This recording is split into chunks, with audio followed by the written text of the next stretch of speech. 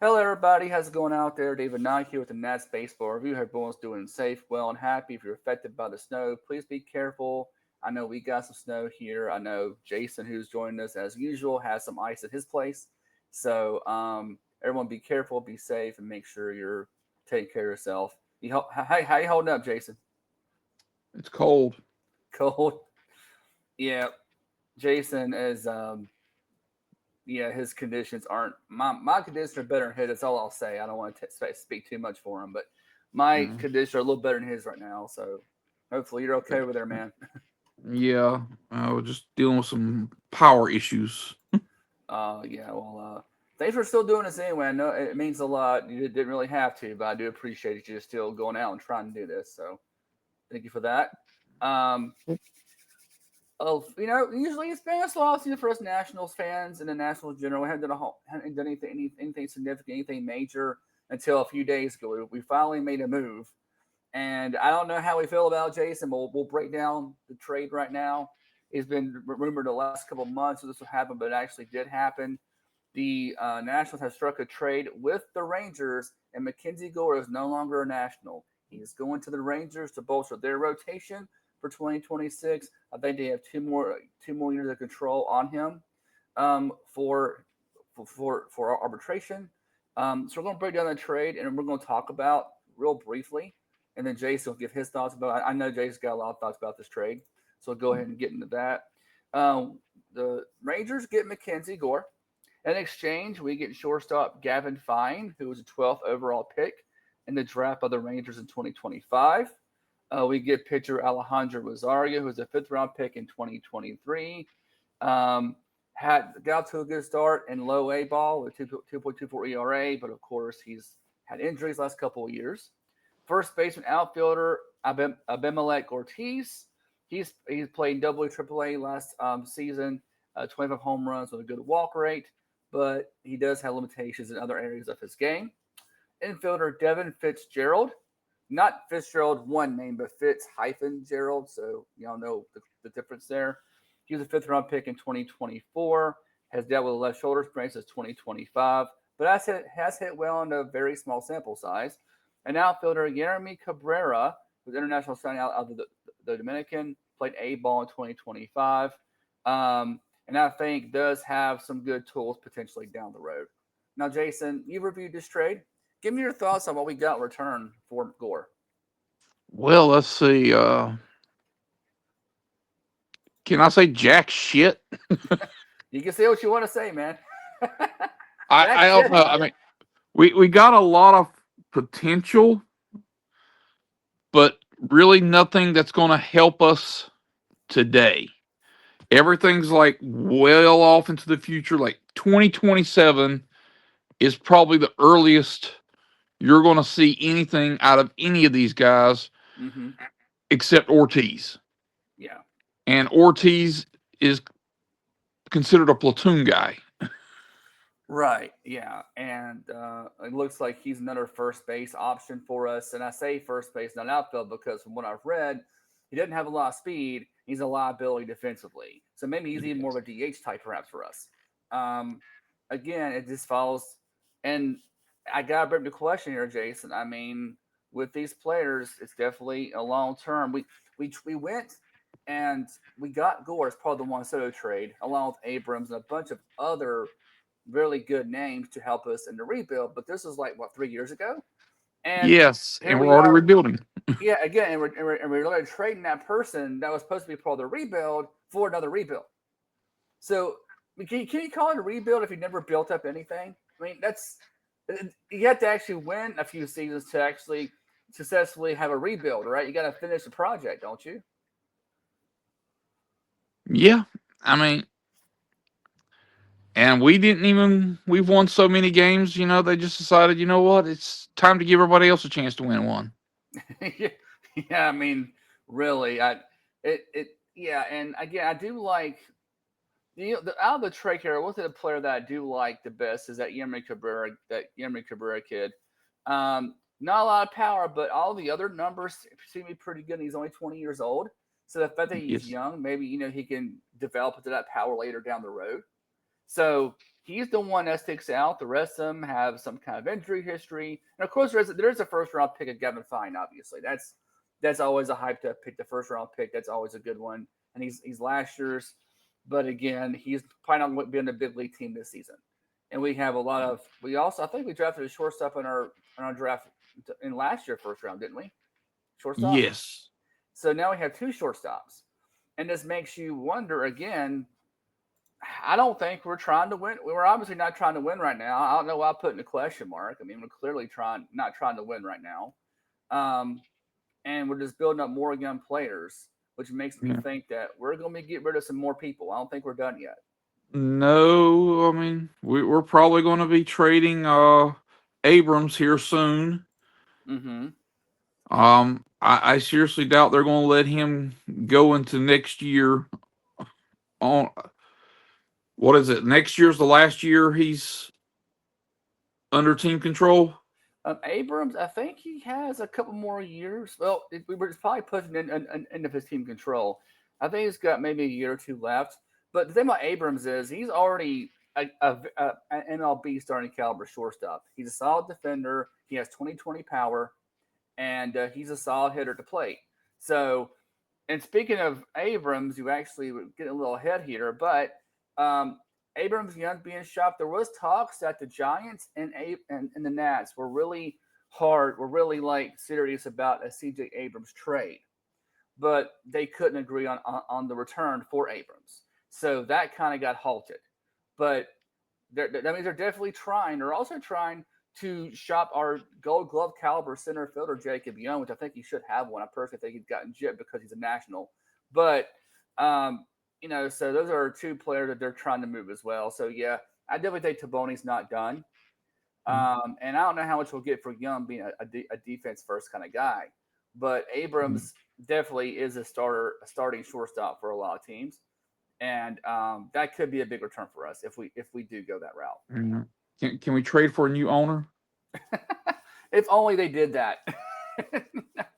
Yeah, just sell.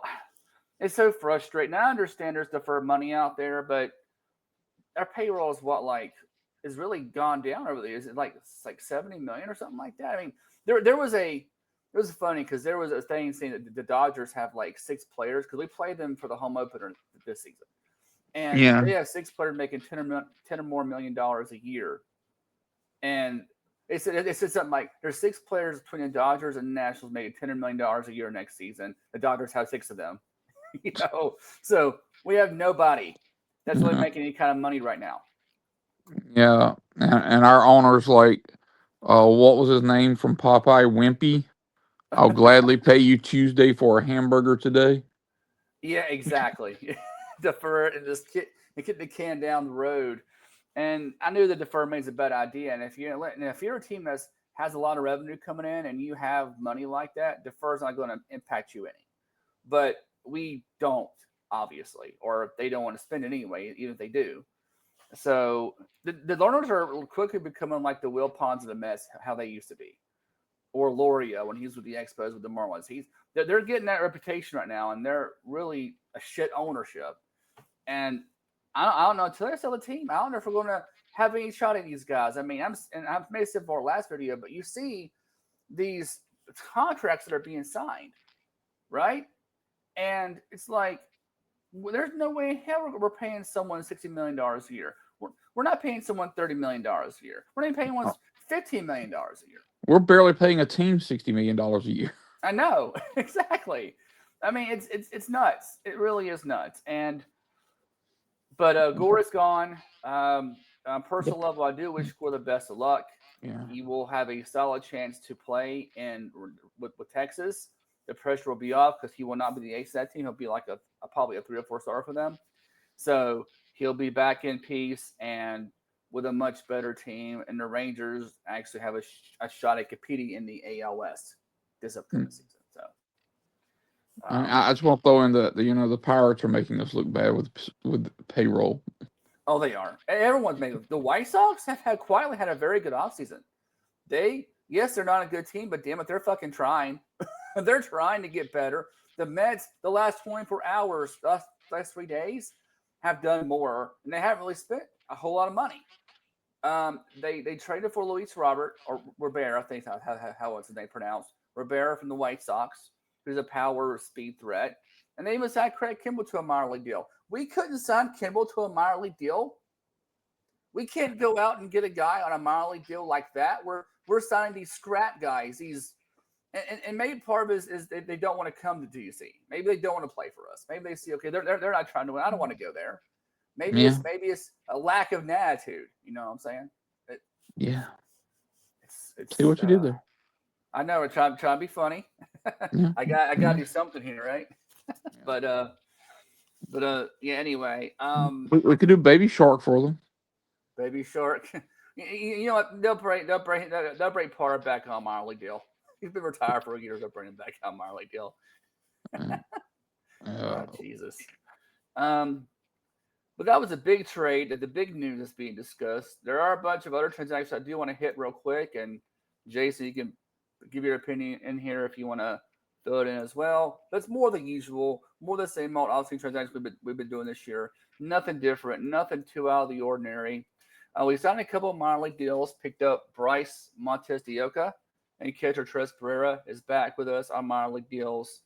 Oka, again, typical Nats blueprint, has a history of good stuff, but been dealing with injuries. He's injury prone. Pereira played some time with us for a few years, from 19 to 23, played a little with the Cardinals as well. Probably got a chance to be a backup for us because I think Ford's going to be our guy catcher right now, but I think he has a chance to be a good backup for us. And we do have a kind of a surplus at catcher, so I think there have been some moves to try to alleviate that. For example, they designated Riley Adams for assignment after they picked up Gus Varland off waivers. Varland, of course, again, another pitcher, missed time due to injury. He was picked up from the Diamondbacks after they got Nolan Arenado in that trade. So he's been dealing with injuries the last couple of years, and we got him off waivers. We claimed a utility player, which was Mickey Gasper, off waivers from the Twins. And we've designated Andre Lara to make room for him. Gasper hasn't hit much at the big league level, but does give us some options defensively in the field. So he'll bounce around, put different spots for us potentially. He's only batting 130 in the majors, but he has hit well in the minors.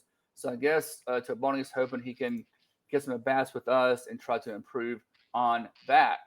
And the last thing I want to hit quickly is left-handed pitcher Zach Penrod has signed a minor league deal with the Nationals. But if he makes the team, he'll make $800,000. Formerly, another former Tabani Red Sox farmhand, someone he's associated with. But he struggled in AAA last year, but the ERA close to 8 and 33 in the third innings. And he has serious command issues. I kind of want to call him Rick Vaughn, right? Throws hard, but you don't know where it's going to go. So that's kind of what we're getting. And those are all that's been our whole off season. Just these recycled players, project players. Yes. That you can't even try to get someone halfway decent. That's not hurt. Yeah. We're just claiming everybody's trash. Yeah, pretty much. It's like we're going to Ollie's, we're going to the flea market. We're just picking up all the bottom scraps and hoping there's something there. Like going to Storage Wars, and just finding abandoned storage lot and just hoping there's something there. Yes, and my hopes for this season at the start was, we hit 82 wins. Oh, yeah. And now I'm thinking, can a team go, can we go 0 for 162? Can we avoid 100 losses? That's my honest question. Because the rest of the division has gotten better. The Marlins hadn't done a whole lot, but they've done more than us. Yeah, I'm thinking they might set the record for losses. Oh God, that would be terrible. I mean, because the White Sox, what, is 121, 123 or something like that? Yeah, and you already discussed it. They're talking about trading Abrams. They're talking about trading Young. So, if someone made a good offer for Woods, would they trade Woods too? Oh, you know what? I hate to think about that, but you're probably right. And I think the only saving grace for us is the asking price would be would be so high for Woods that no one would probably pay it. It'd be so high for Woods that they would not pay the price. But um, again, what's the point of gathering these young players, and then just move them on somewhere else without even trying to see what they can do with some veterans around them? I don't know how much longer the Lawrence can keep doing this shit. I really don't, Yeah. and it's very frustrating. Yeah. It's a whole major league vibe going on. Exactly. And I'm not talking about the league. It's major league. It's like the film isn't. We're living major league real life right now. That's what's going on. Yes. We're living it, and so Nationals fans. Well, we We got love the you new for us. manager and everything. Well, check to see if he's got a background selling tires. Yeah, I get. I mean, maybe Taboni is doing. I gotta be hopeful, and maybe Taboni is doing what Epstein did with the Cubs. When he took over, he totally tore it down. Said, "Okay, we're not going to win like this. We got to tear it down," and it resulted in them breaking the curse. So I have to be optimistic as a Nats fan, or lose my sanity and hope this is what they're shooting for. So I mean, I hope that's what they're shooting for. That's all I can really say. You know. So Yeah. anyway, well, an end of an era for Gore going to the Rangers again. I wish him the best of luck. Hope he does well there, and he can do something with them and at least help some team win, because they actually want to win and we don't. Um, Anything else you want to add, Jason? No, nothing good. Yeah, Jason's defeated right now, everybody. I'm sorry. I'm sorry, man. It sucks, I know. But as always, we'll still keep beating on it, suffering or not. We'll still keep an eye on things, keep track of Nationals news, see what's happening, keep you up to date. If you're a Nationals fan and you're still trying to maintain interest, trying to maintain hope, subscribe, notification bell, be a part of the channel. And we'll talk to you next time. Have a good one, everybody.